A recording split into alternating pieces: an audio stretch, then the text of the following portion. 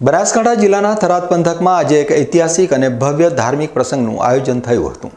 Chehar group દ્વારા ચેહર માતાના ધામ મરતોલી જવા માટે વિશાળ રથયાત્રાનું આયોજન કરવામાં આવ્યું હતું।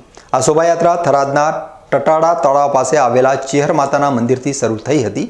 આ યાત્રા એટલી વિશાળ હતી કે તેમાં 551થી પણ વધારે ગાડીઓનો કાફલો જોડાયો હતો, જેની લાઇન 2 કિલોમીટરથી પણ વધુ લાંબી હતી।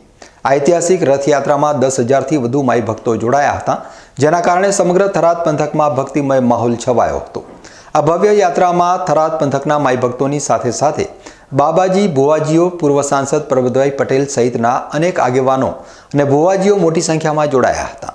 હજારો લોકોની ભીડ અને મોટી સંખ્યામાં ગાડીઓ હોવા છતાં આ સમગ્ર યાત્રા શિસ્તબદ્ધ રીતે અને કોઈ પણ સિક્યુરિટી વગર સંપન્ન થઈ હતી, જે એક નોંધપાત્ર ઘટના છે। લગભગ 120 કિલોમીટરથી વધુની આ ભવ્ય શોભાયાત્રા આજે સાંજે 4 વાગ્યાની આસપાસ તેના અંતિમ ધામ એટલે કે મરતોલી મંદિરે પહોંચી સંપન્ન થશે। આ રથયાત્રા થરાદ અને વાવ જિલ્લાના લોકોની માતાજી પ્રત્યેની અપાર શ્રદ્ધા અને આસ્થાનું પ્રતીક બની રહી છે। 1/11/2025 રોજ થરાદની આ પાવન ભૂમિ ઉપર ચેહર રાજ ગ્રુપ વાવ થરાદ અને સમસ્ત ચેહર ભક્તો દ્વારા ટાડાના પાળની ચેહર માતાની આ શોભાયાત્રા આજે 551 ગાડીઓ સાથે અહીંયા થરાદ નગરીથી નીકળીને મરતોલી ધામ જવાની છે। આ સાથે હજારોની સંખ્યામાં લોકો, ભાવિ ભક્તો અને ચેહર માતાના જે ભક્તો છે આ પંથકના, એ બધા આ ધાર્મિક ઉત્સવ સાથે સૌ જોડાયા છે।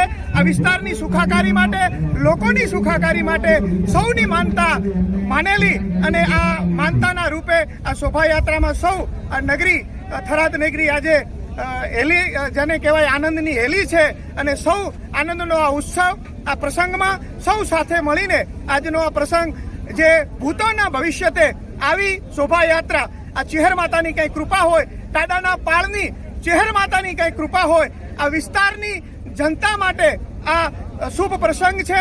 તો અહીંયા આજથી આ થીરપુર નગરી જેને કહેવાય છે એનો આ શુભ ઉત્સવ અહીંથી થોડા ક્ષણોમાં 551થી વધારે ગાડીઓ લઈને આ ભાવિ ભક્તો, ચેહર માતાના ભક્તો, જે ચેહર રાજ ગ્રુપ વર્ષોથી ચાલે છે અને એમની સૌની મનોકામના હતી કે આ માતાજી માટે અને આ નગરી માટે, આ વિસ્તાર માટે કંઈક સારું કરીએ એવી શુભ ભાવનાથી અહીંયા ટૂંક સમયમાં આ રથયાત્રા નીકળવાની છે અને હજારોની સંખ્યામાં સાથે લોકો પણ જોડાવાના છે।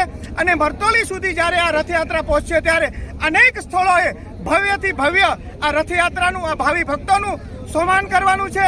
શોભાયાત્રાના સામૈયા સાથે દરેક જગ્યાએ સન્માન થવાના છે। તો આ એક અનેરો ઉત્સવ છે। ચાલો આપ સૌ સાથે મળીને આ વિસ્તારની સુખાકારી માટે મા ચેહરનું નામ ઉજાગર થાય એવી શુભ આશયથી આપણે આ શોભાયાત્રા કરી રહ્યા છીએ।